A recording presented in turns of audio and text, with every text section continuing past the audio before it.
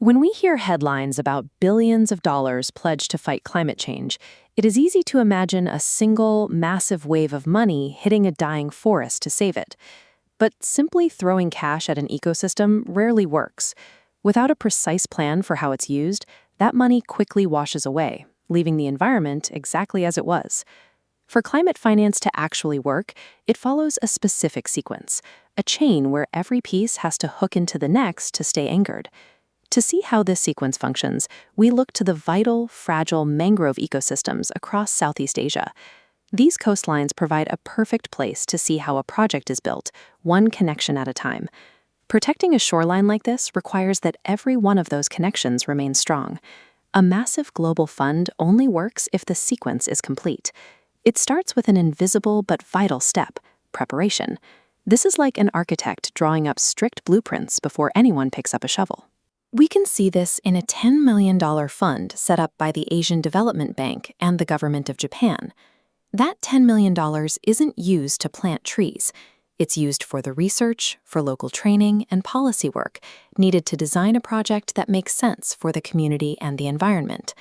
This research allows countries in the region to turn a good idea into a concrete plan that outside investors actually trust.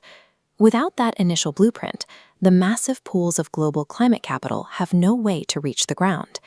Even with a perfect plan, nature is unpredictable. Investors worry that a severe storm or a change in local laws might destroy a project, taking their money with it. This specialized money acts as a brave friend. This foundational layer takes the first financial hit, acting as a shock absorber. Once protection is in place, larger traditional investors feel safe providing the massive cash needed at scale. These two types of money must work together, one taking the risk so the other can provide the scale. With the research and money secured, the physical work finally begins, and the mangroves can be anchored into the mud to protect the coast. When we hear about a single large pledge, we often miss this detail. A project needs different partners accepting different levels of risk at the same time to succeed. Once the money is spent and the work is done, one question remains: how do we know it worked? This requires the final connection in the sequence, the inspector. Some groups funding Asian mangrove work now require a proven way to turn a healthy forest into a measurable asset that rewards the people protecting it.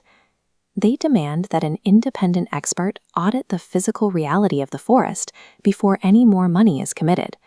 It's a test of whether the ecological results we wanted actually happened. Simply writing a report isn't the same as proving the forest is healthy. Independent testing is what proves to the world that the effort was a success. Saving an ecosystem requires this entire sequence to hold: the blueprints, the risk protection, the massive funding, and the final inspection.